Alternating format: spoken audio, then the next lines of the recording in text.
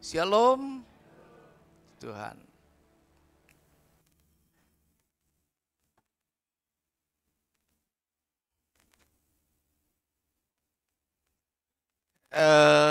Saya memang momennya tepatnya kalau saya bicara tentang kasih karena hari ini nampaknya ada beberapa yang ingin bisa mengenang tentang hari Valentine.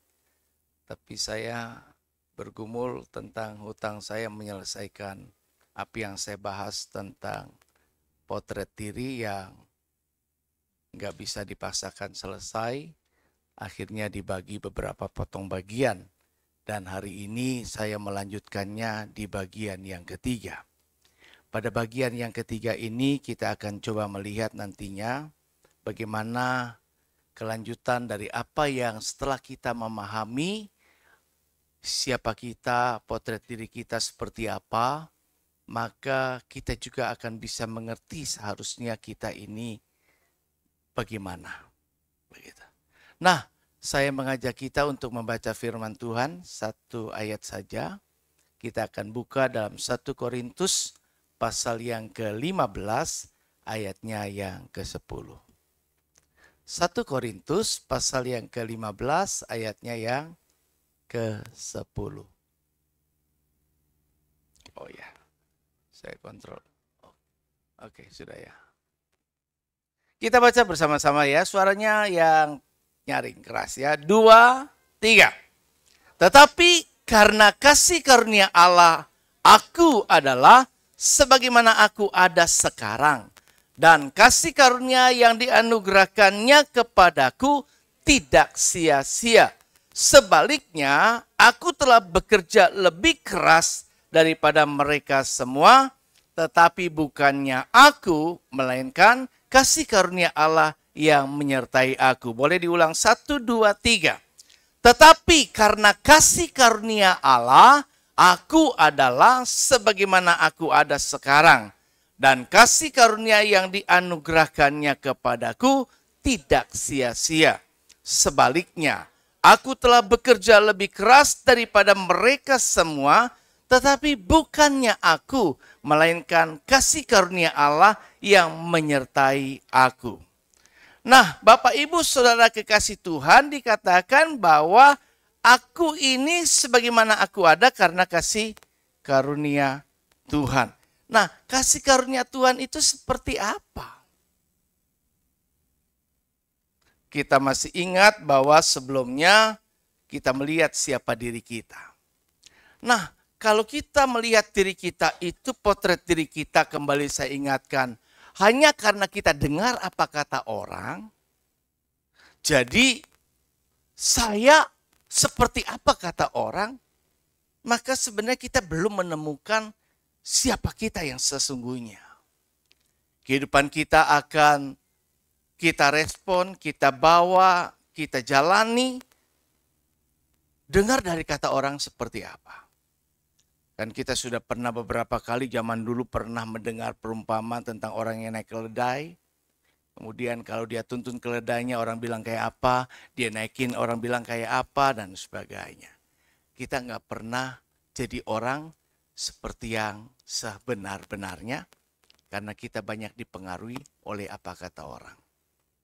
Kemudian kita sendiri menilai diri kita, ada orang yang kepedean, narsis begitu, sehingga dia berlebihan dari sebenarnya siapa dianya. Ya, tapi yang terpenting adalah kita pengen tahu apa kata Tuhan Sang Pencipta itu. Karena memang Sang Pencipta lah yang paling mengerti dan dialah yang mendesain hidup kita sesuai dengan peruntukannya, sesuai dengan rencananya, sesuai dengan tujuannya, sehingga siapa kita ini memang masing-masing berbeda. Dan siapa kita sudah tahu kemarin ada 4 hal bahwa kita sudah mengerti bahwa saya ini orang yang spesial. Saya orang yang unik yang memang diciptakan satu sama lainnya berbeda. Sebagai orang yang spesial, orang yang khusus, Allah memperlakukan kita begitu istimewa sehingga sebelum kita lahir pun Allah mempersiapkan segala sesuatu bagi kehidupan kita. Kemudian yang kedua, kita juga adalah orang yang terdekat dengan Allah. Allah mendesain hidup kita sedemikian rupa, Dia titipkan rohnya kepada kita menjadi wadah untuk bisa berkomunikasi dengan Tuhan. Dan ini adalah sebuah hak istimewa yang tidak dimiliki oleh makhluk lainnya. Sehingga kita memiliki hak istimewa, orang-orang yang boleh masuk jalur busway, orang-orang yang boleh mendapatkan jalur prioritas, yang bisa mendapatkan perlakuan istimewa, yang cuma bisa menghampiri Tuhan hanya sejauh doa. Jadi dari situ kita akan paham betapa istimewanya kita. Kemudian yang ketiga, kita juga bukan orang sembarangan, kita orang pilihan. Bahkan ada predestinasi. Artinya sejak bahkan sebelum saya lahir, saya sudah ditetapkan Tuhan ke depan saya akan jadi apa. Masih ingat, predestinasi Tuhan ditentukan dalam dua hal aspek. Apa yang kemarin saya sampaikan? Tidak ada satupun yang ingat. Yang mencatat siapa Samuel nanti hidupnya. Sekarang kan masih dijalanin seperti ini. Usia sekian. Ke depan sampai akhir hayat hidupnya sudah ditentukan oleh Tuhan. Nah, seperti apa Samuel ke depan? Gambarannya kayak apa? Sekarang kita belum lihat. Yang kita lihat seperti ini. Beranjak 5 tahun ke depan akan berubah jadi ini. Beranjak 5 tahun lagi akan jadi begitu. Setiap kita berbeda-beda. Ada orang yang hari ini ada ternyata besoknya udah selesai. Bahkan nggak sampai besoknya keluar dari sini selesai. Kita nggak tahu. Tapi Allah tahu. Allah tahu. Blueprintnya sudah ada setiap saya dan saudara. Nanti kita akan jadi kayak apa? Allah sudah tahu. Nah, kita akan jadi seperti apa Allah sudah tahu tadi, tentukan dua hal. Ada ajaran Calvinis, ada ajaran nggak ada yang lupa. Armenia. Nah, Calvinis punya kepercayaan apa? Ajarannya. Predestinasi penetapan Tuhan ini penting sebenarnya. Potret diri kita harus jelas siapa. Jadi nggak perlu lagi nanti menyalahkan diri kita. Nggak perlu menyalahkan orang lain. Tapi menurut Calvinis apa? Berdasarkan kedaulatan Tuhan. Ya suka-suka Tuhan. Tuhan maunya apa? Tapi menurut Armenia, enggak gitu. Kalau bilang suka-sukanya Tuhan enggak adil dong. Berarti semuanya disalahkan ke Tuhan dong. Ya aku jadi kayak gini kan karena memang Tuhan sudah tetapkan aku jadi kayak gini. Enggak gitu kali. Karena kita percaya Allah itu enggak kejam. Kenapa hidup saya jadi begini? Kenapa saya miskin melulu? Kenapa hidup saya susah? Kenapa jalan hidup saya selalu kayak begini?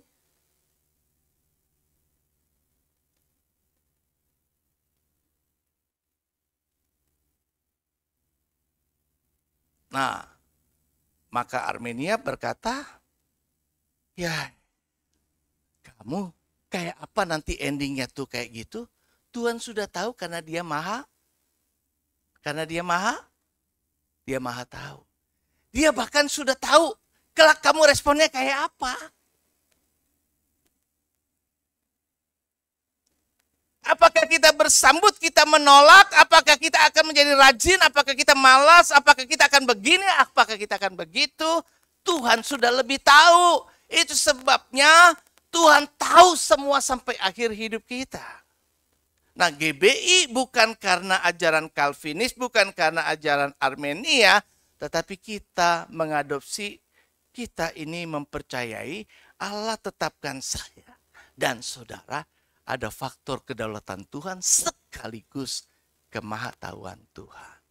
Jadi Allah itu pasti adil. Dia tahu kelak kita bagaimana akan meresponinya. Kalau dibilang begini, apakah saya mau nurut, apa saya orang yang tidak mau nurut?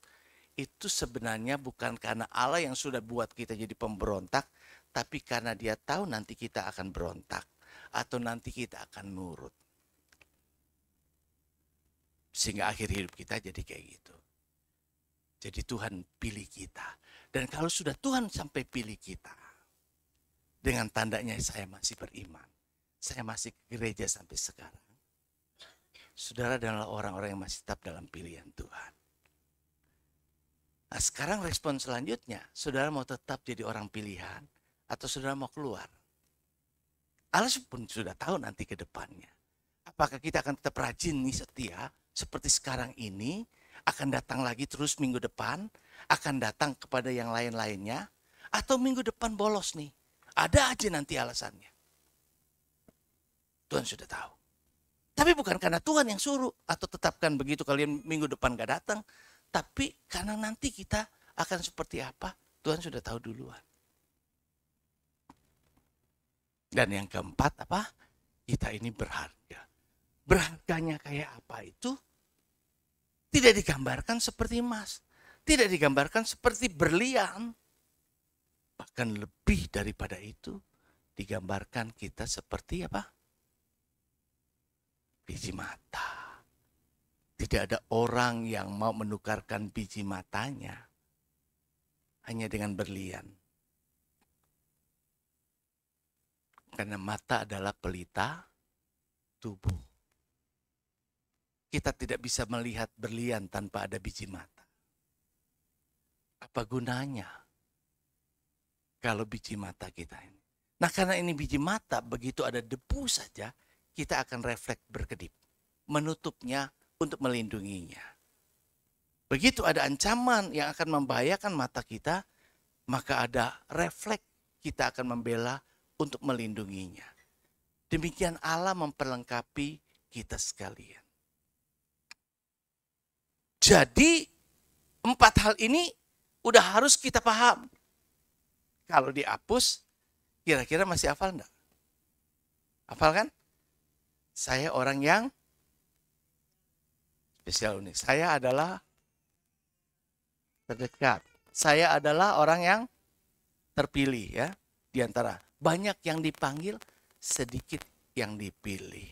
Sorga cukup besar, tapi penghuninya masih banyak. Kapling yang kosong. Tergantung kita mau meresponnya. Terus yang keempat tadi? Ya, jadi apapun keadaan kita hari ini, ekonomi kita tidak menentukan berharganya kita atau tidak.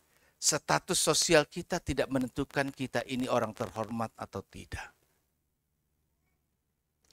Kata orang tentang kita tidak menentukan kita ini menjadi orang yang bernilai atau tidak. Kata diri saya begini.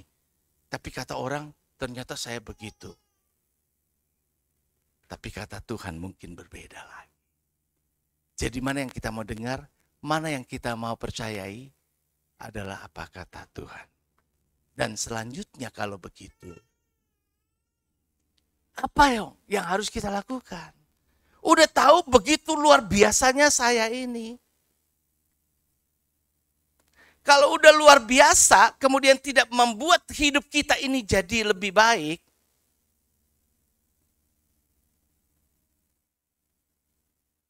kita berarti masih belum memahami siapa kita.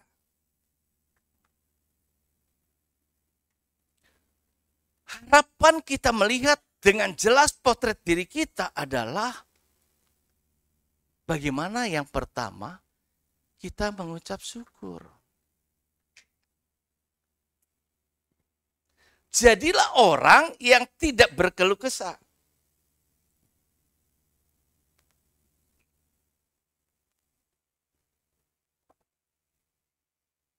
Tidak bersungut-sungut.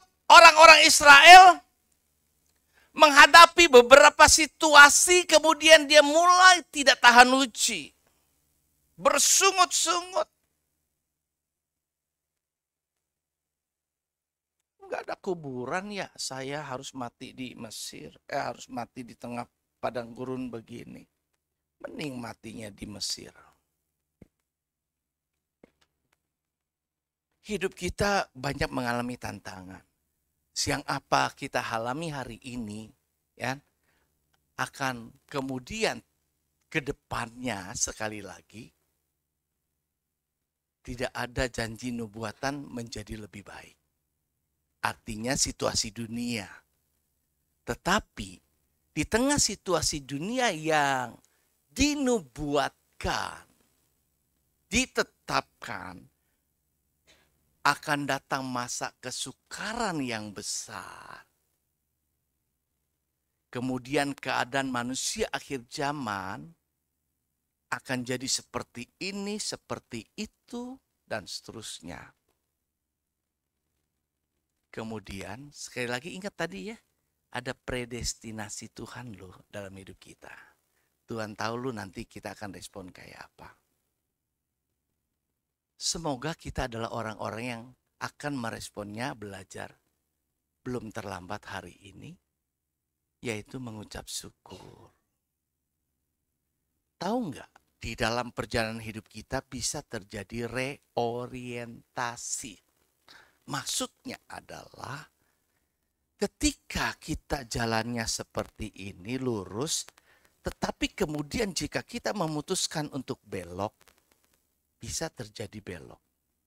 Nah, waktu kita memutuskan untuk belok ke arah yang lain, jika kita memilih arah yang lainnya itu belum sesuai dengan apa yang Tuhan mau, bahkan makin jauh dari apa yang Tuhan mau. Tapi Tuhan punya rencana di endingnya sana, ada orang yang harus ngerjain yang begini. Ada peran yang harus terjadi kayak gini. Mungkin kita akan diganti perannya. Saudara dipilih menjadi aktor, saudara jadi pemain.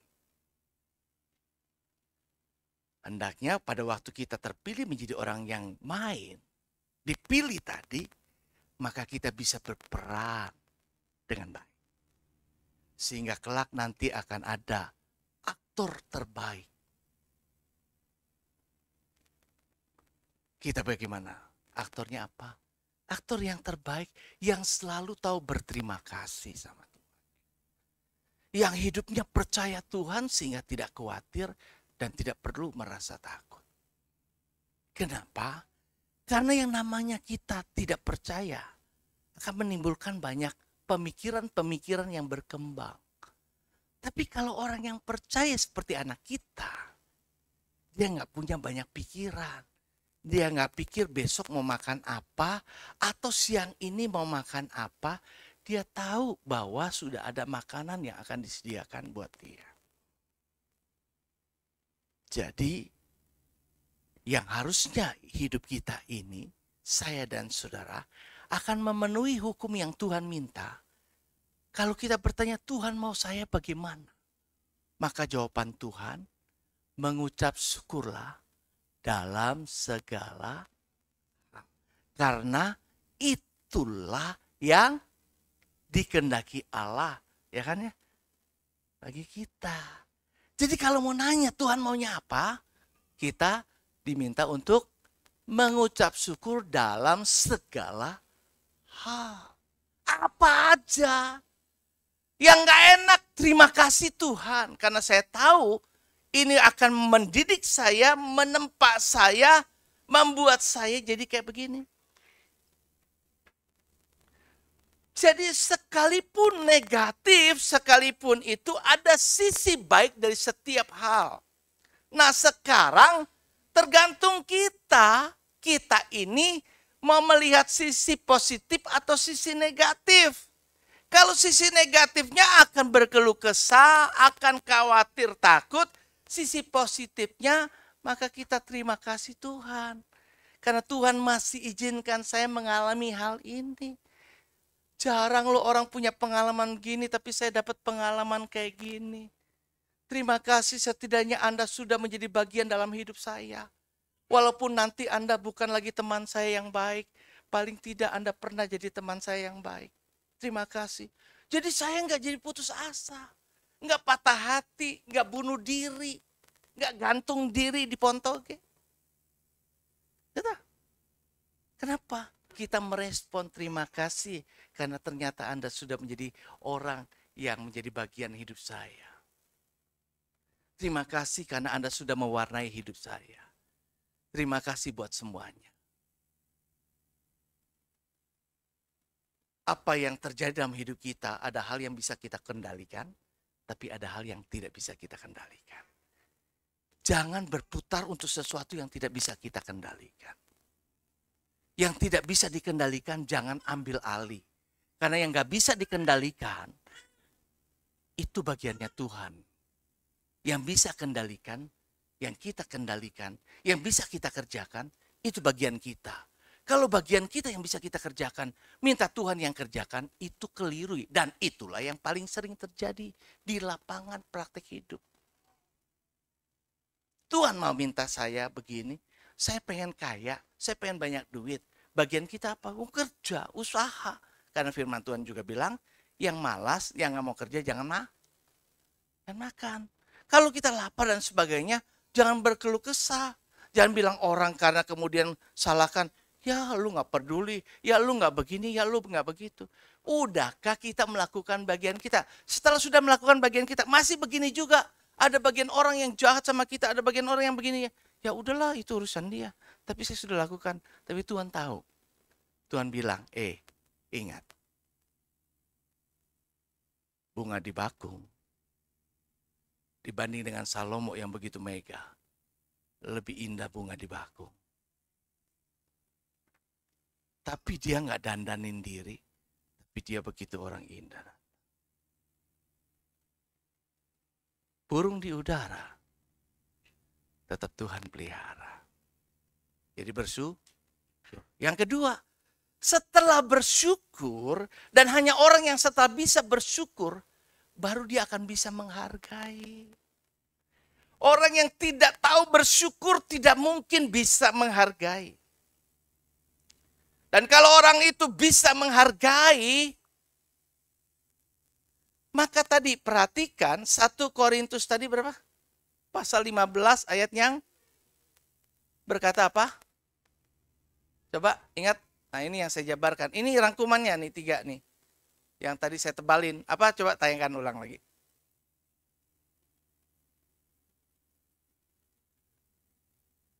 Yang di sini juga boleh ya. Apa?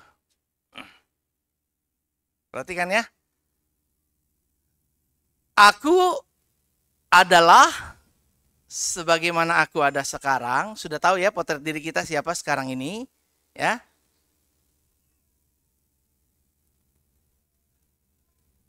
Itu karena apa? Kasih karunia. Ya.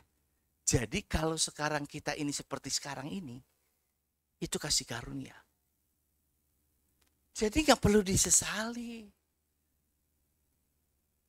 Gak perlu kita menggerutu. Udah cukup. Terus aku ada sebagaimana aku ada sekarang, kan kita sudah paham tuh. Saya ini orang spesial unik. Saya ini orang terdekat, punya fasilitas. Ada apa-apa, kita punya jalur khusus untuk mengadu, curhat. Pasti Tuhan dengar. Yang lain gak mau dengar, yang lain gak mau peduli. Ada Tuhan yang tetap mau peduli. Kita ini orang pilihan. Di antara semua kita dipilih. Bersyukur karena Anda dipilih. Jangan merasa kemudian kalau Anda bisa di antara kita dipilih jadi pelayan. Kebanyakan orang kan nolak. Aku gak mau, aku gak mau. Tahu nggak? Nggak semua orang dapat kepercayaan dipilih loh. Kalau kamu dipilih itu karena dipercayai. Kalau dikasih tugas itu karena dipercayai. Kalau nggak percaya nggak bakal dikasih tugas. Karena itu sikapnya menghargai.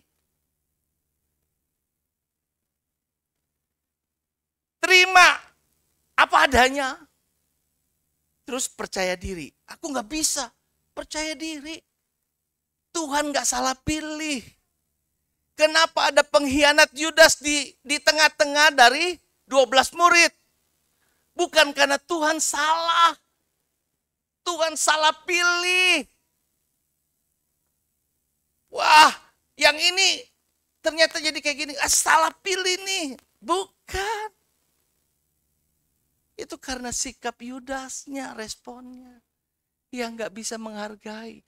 Begitu dia dipercayai bagian keuangan, nggak semua orang loh. Saya tahu diri, saya berharga. Saya itu sales marketing zaman dulu, sekali lagi maaf ya kalau saya berulang-ulang. Kan memang cuma cerita itu yang ada. Maksud saya memang itu pengalaman hidup saya. Sekarang kan saya hamba Tuhan. Gitu kan.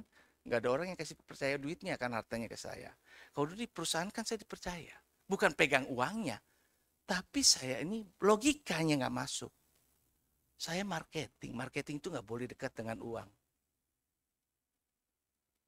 Marketing itu bisa banyak, kalau yang marketing nggak benar, dia bisa markup, dia bisa kerjasama untuk dapatkan sesuatu yang lain. Marketing itu nggak boleh. Tapi saya ini membawai marketing, membawai sales, membawai perdagangan trade-nya seluruh Indonesia. Kemudian saya dipercaya. Di atas bos itu ada di kantor perusahaan namanya finance controller yang mengontrol itu keuangan. Dan di bawah itu ada staf-staf bagiannya. Tapi saya itu dipilih. Bukan minta, dipilih, dipercaya. Paulus, kamu tanda tangan cek. Kamu tanda tangan ini. Kalau bos nggak ada, kamu tanda tangan. Jadi saya tahu, saya nggak boleh tahu semua. Saya bisa tahu. Saya tahu gaji, saya tahu ya bos punya pendapatan berapa, ini berapa, allowance-nya berapa. Keluar uang sekian banyaknya. Terus itu tambahan, apakah saya ditambah gaji? Apakah saya dapat ini? Enggak. Tapi saya tahu, mengerti.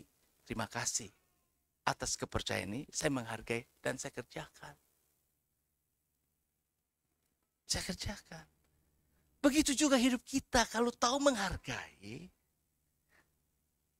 Tapi setelah kita tadi terima apa adanya, percaya diri, yakin bisa, menghargai, jangan sombong, tetap rendah hati. Kalau engkau sudah dapat kepercayaan yang bisa buat jatuh, kadang-kadang orang itu nggak bisa bawa diri, lupa diri.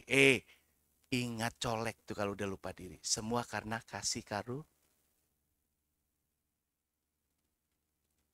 Kamu tuh bukan karena kamu hebat. Bukan jumlahmu banyak.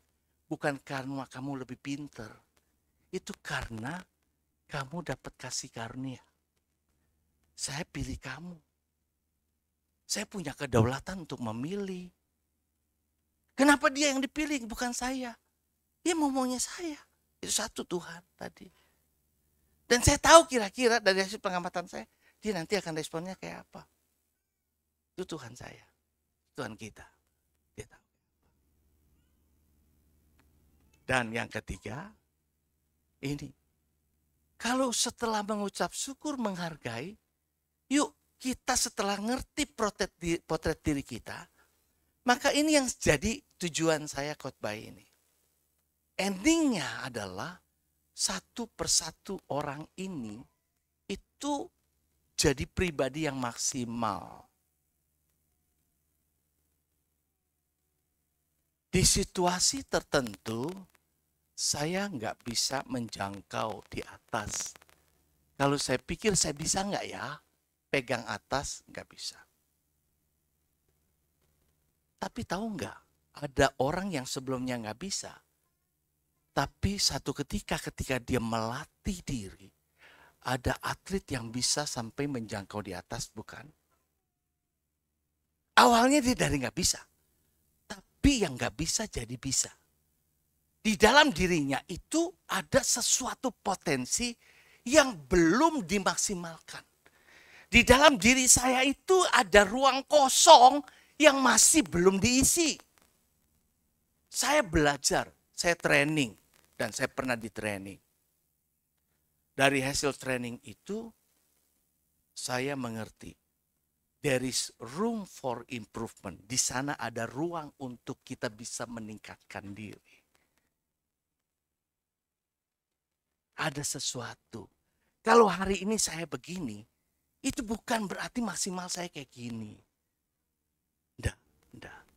Dulu saya nggak bisa bahasa Inggris. Saya bukan orang yang hebat bahasa Inggrisnya.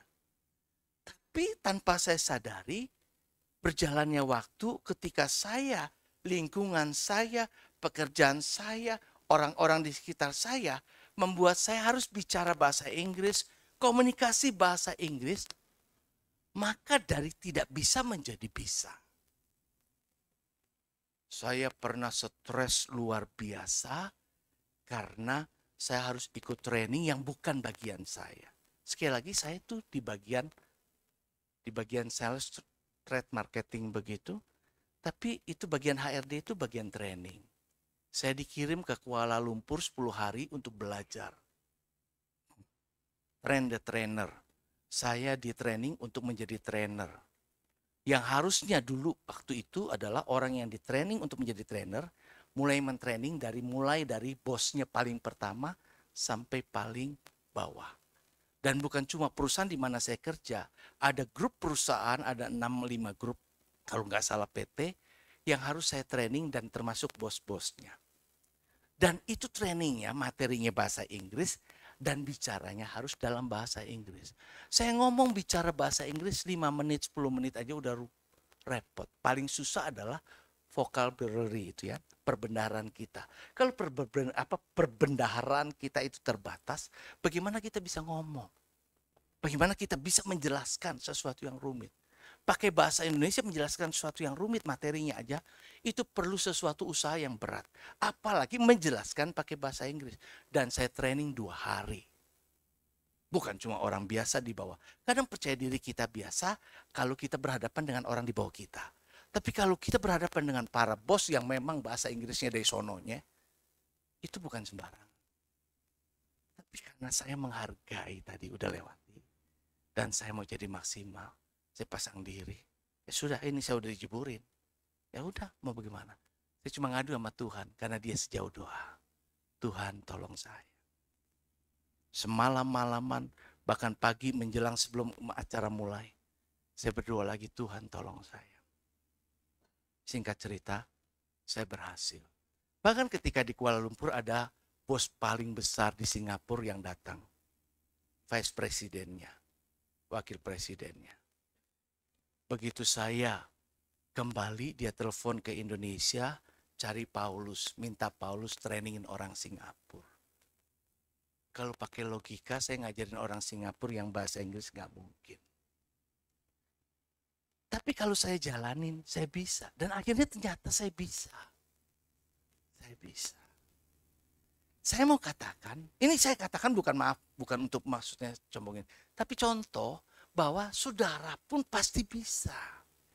Banyak nih ibu-ibu yang mungkin kalau ditekunin dengan keterampilan, ada yang jahit, ada yang masak, ada yang bikin kue.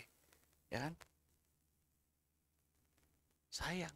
Oh kalau ditekunin, kayak Dedek misalnya, ya laki, tapi jago masak. Kalau ditekunin, wah buka ini, buka itu. Dulu saya pernah ngajakin orang Manado.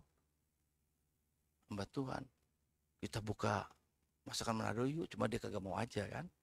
Kadang-kadang saya suka ngajakin orang kerjasama. Yuk kita gini-gini, saya modalin gini-gini kan. Cuma orang gak mau.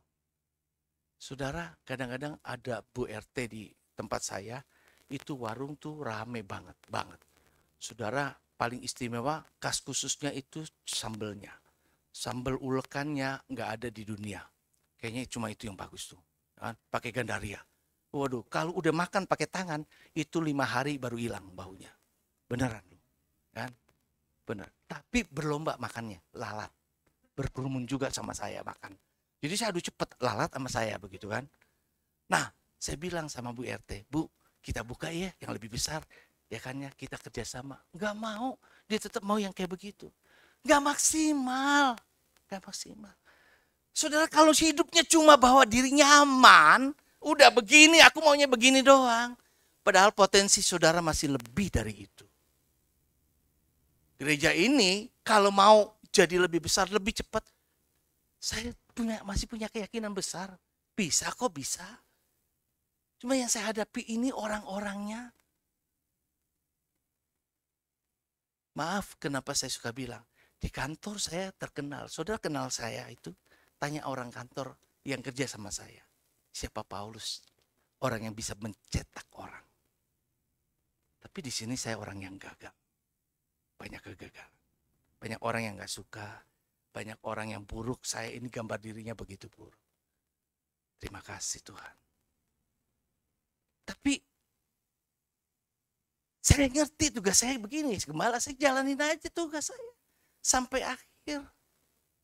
Sampai akhir Tuhan. Sampai ada orang yang mau gantiin. Maka beban saya anak muda. Anak muda ini harus dipersiapkan. Anak muda harus bangkit, bangun. Punya masa depan.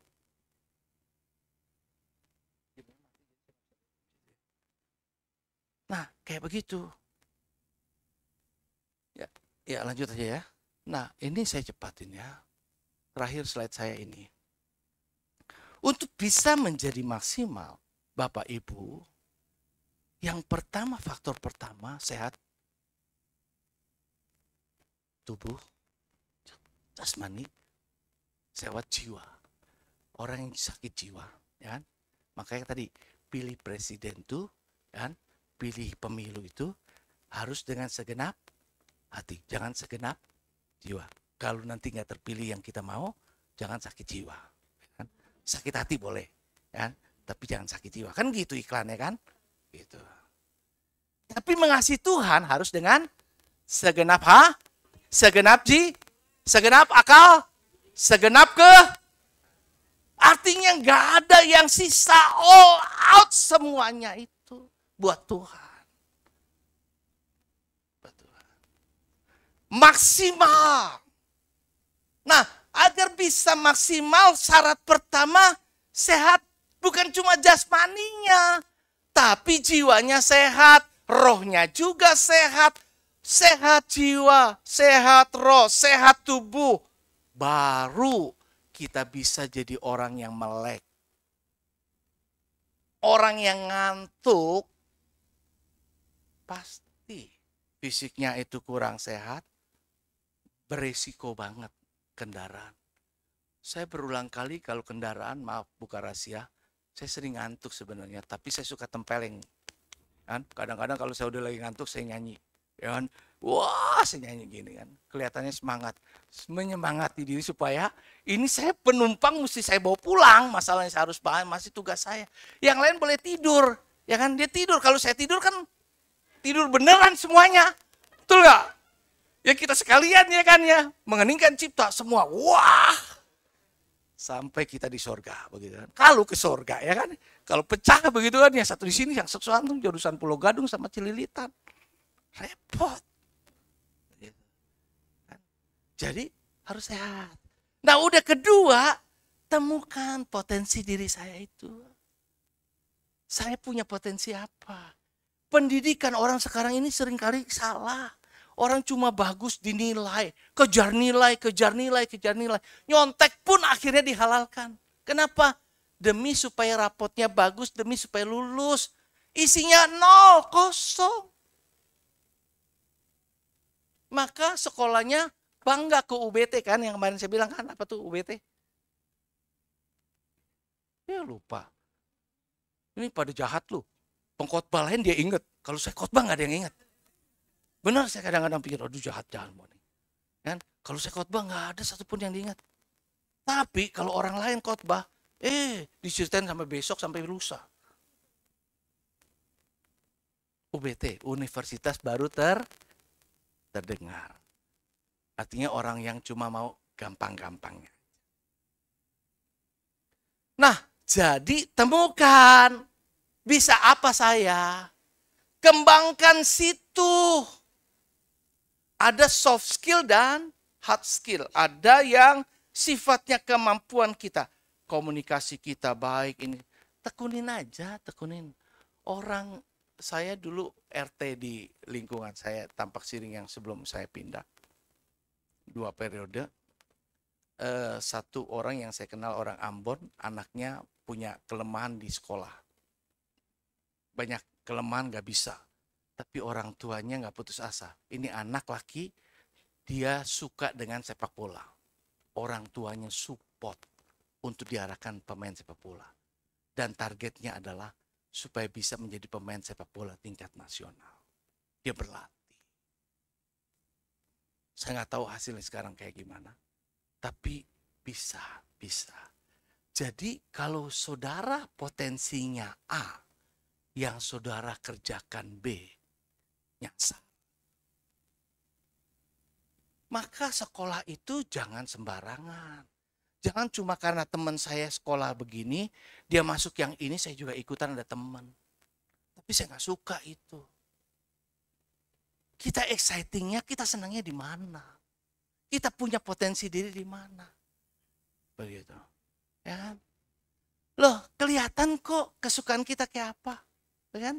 Kalau dulu yang saya ingatkan Adi sama Leo tuh, ya kan, naturnya itu main gendang, begitu kan?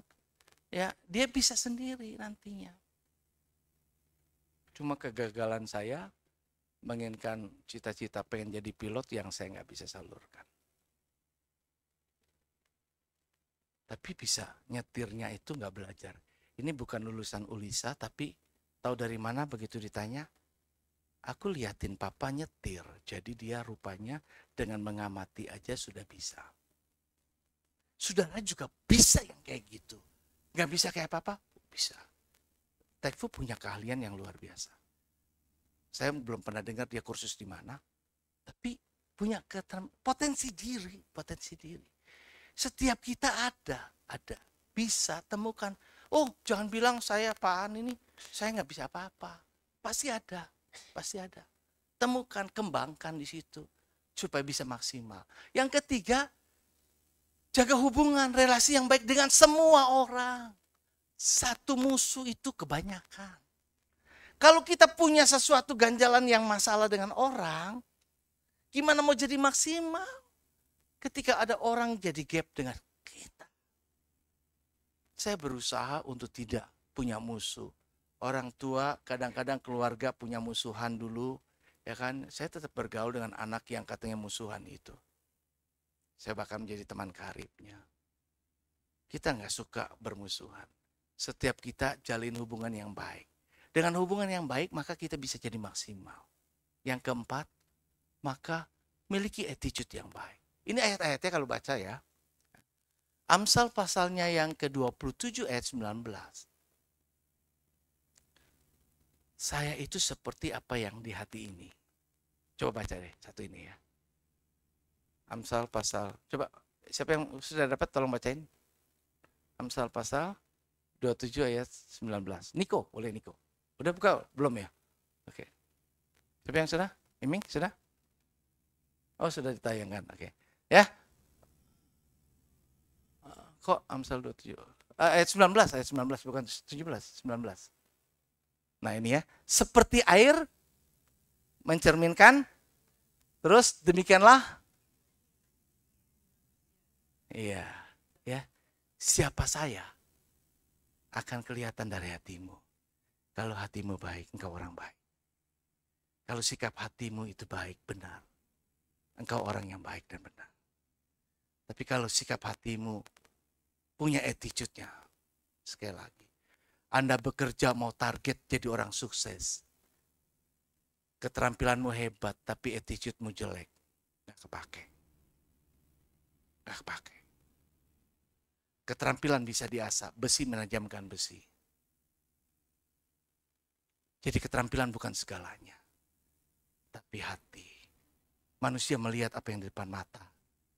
Tapi Tuhan lihat hati. Kalau hati-hati kita masih ada yang belum beres, percuma. Maka kalau disuruh doa, jangan takut, jangan pernah nolak. Aku nggak bisa karena takut, bahasanya mungkin kurang bagus.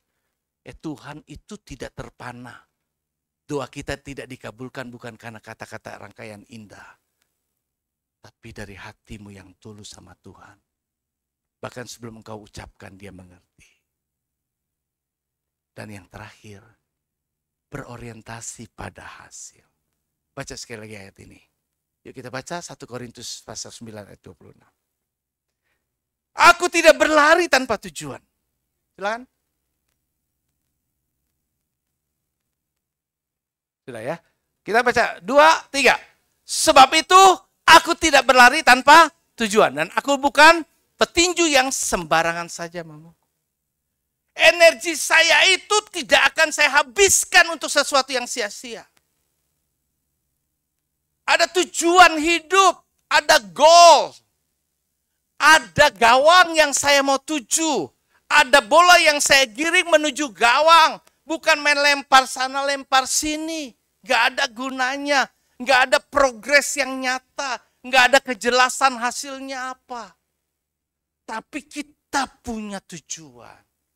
The purpose driven life. Artinya tujuan kita akan mengendalikan kita punya kehidupan. Anak-anak muda harus punya. Kalau hidup kita jalan apa adanya. Sebuah hubungan harus punya tujuan. Sesuatu harus punya goalsnya. Endingnya akan kayak apa. Itu yang kita inginkan.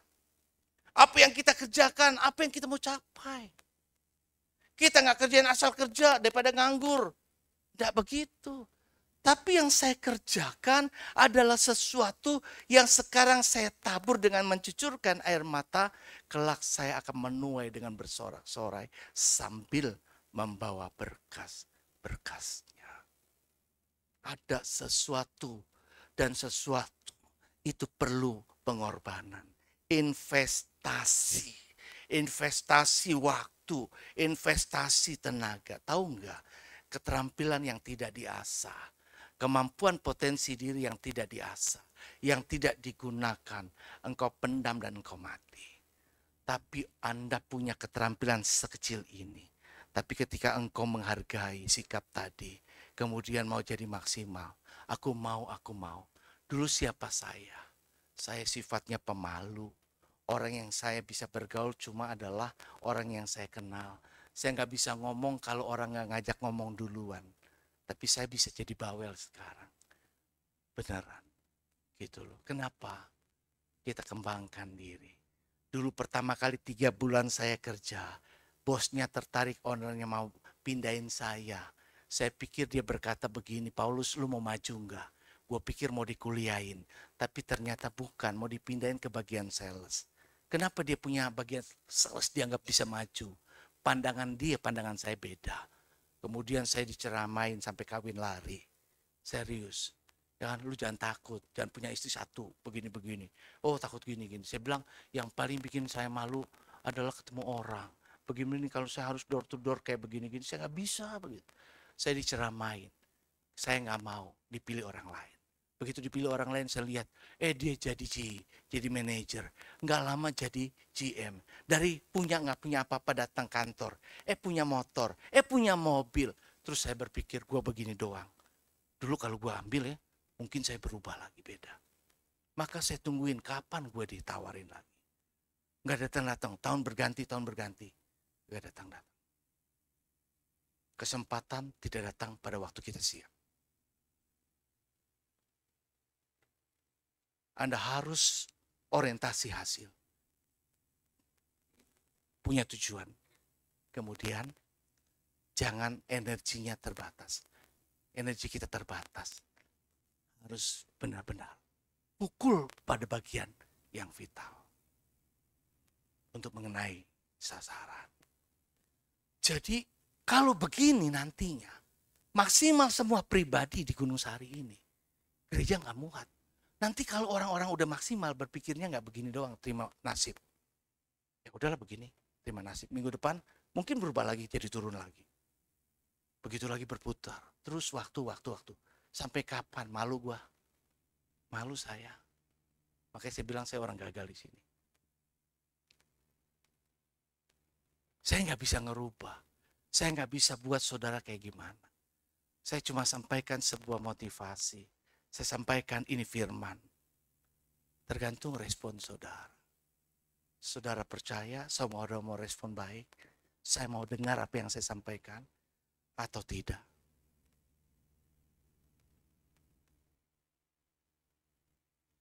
Cuma saya berdoa. Saya menangis. Tuhan, kepercayaan yang Kau berikan kepada saya. Sejak awal saya sudah tahu. Saya tidak mau kalau saya cuma begini. Cuma bikin malu. Saya mau Kalau saya dipercaya, pemimpin syaratnya itu harus dipercaya, didengar, ditaati, dikerjakan.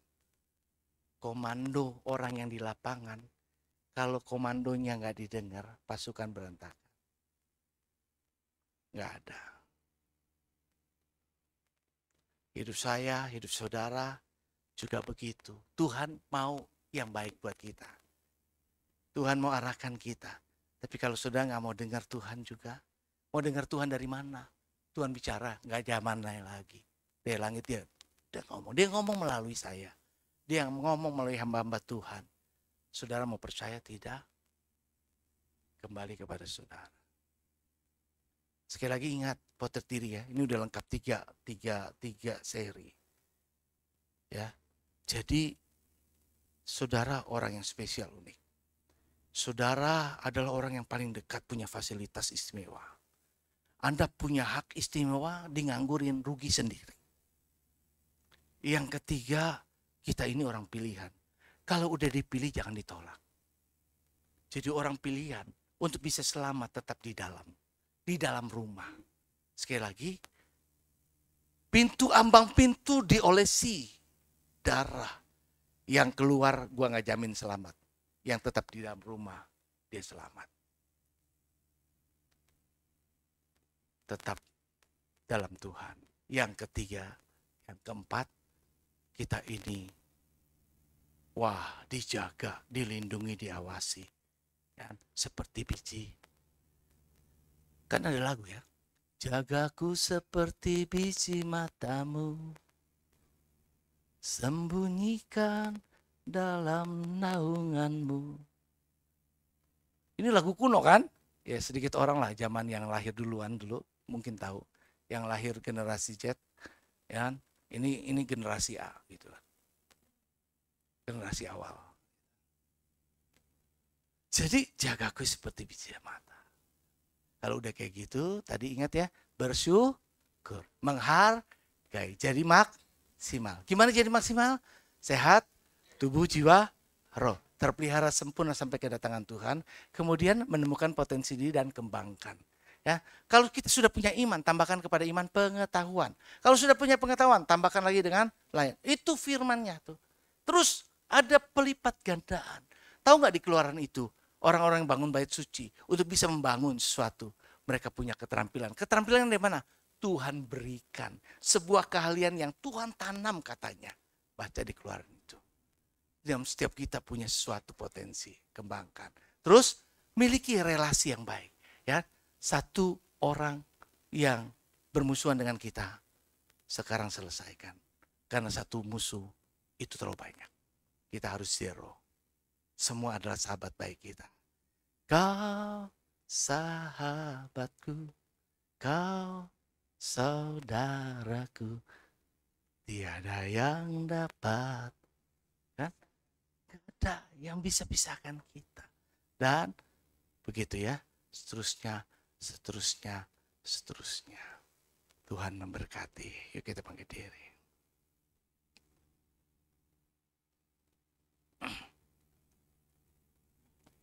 Semua karena anugerah.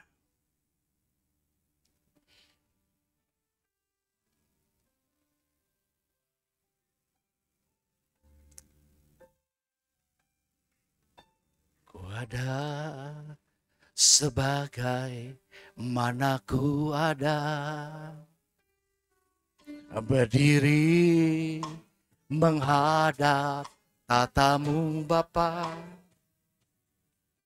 Semua karena anugerah cinta selama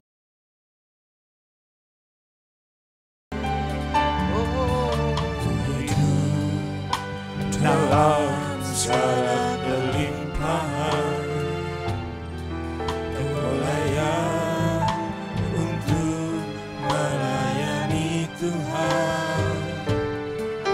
Semua karena anugerah-Mu tercurah bagiku. besar anugerah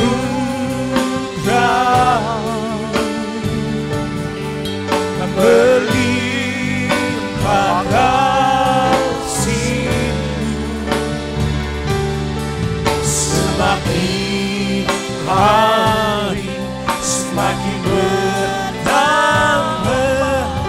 besar anugerah-Mu. Naikkanlah ini dengan sungguh-sungguh sekali lah. Sebagaimana Ku ada, berdiri menghadap tatamu Bapa, semua karena anugerah-Mu yang telah selamatkanku. Ku hidup dalam segala kelimpahan, ku layak untuk melayani Tuhan, semua karena anugerah-Mu. Bersyukur bagiku, besar Terima kasih Bapa.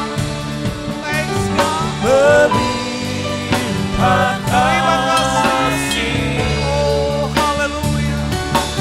semakin hari semakin bertambah besar anugerah-Mu, besar anugerah-Mu, berlimpah kasih-Mu, semakin hari semakin bertambah besar anugerah. Semakin hari Semakin hari semakin bertambah besar anugerah. semakin hari Semakin hari semakin bertambah besar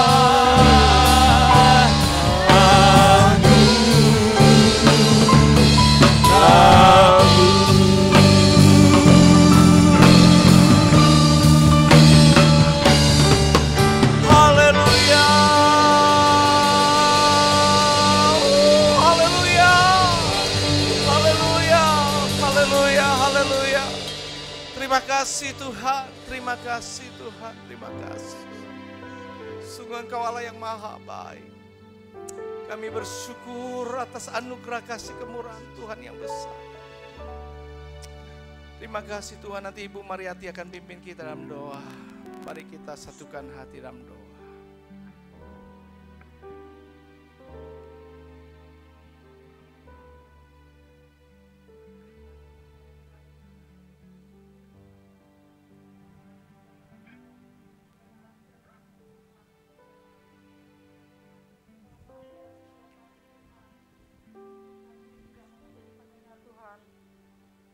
Biarlah setiap kami Tuhan, kami mau menjadi pelaku-pelaku firman-Mu di dalam setiap Amin. kehidupan kami Bapa.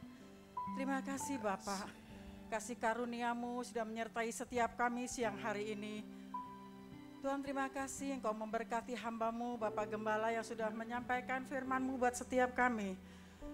Dan kami bersyukur berterima kasih Tuhan, Kau terus pakai Tuhan Bapak Gembala Tuhan. Dimanapun hamba-Mu melayani kami yakin dan percaya Tuhan. Setiap yang mendengarkan hamba-Mu Tuhan kami percaya Tuhan boleh banyak jiwa dimenangkan untuk datang di hadirat-Mu Bapa. Terima kasih Bapa buat firman-Mu yang begitu indah siang hari ini. Mampukan setiap kami Tuhan untuk menjadi pelaku-pelaku firman-Mu Tuhan. Terpujilah nama-Mu Bapa. Kau memberkati setiap kami juga yang sudah mendengarkan Tuhan. Terima kasih Bapa yang baik, terima kasih. Hanya di dalam nama Tuhan Yesus Kristus kami berdoa dan mengucap syukur. Haleluya. Amin. Amin.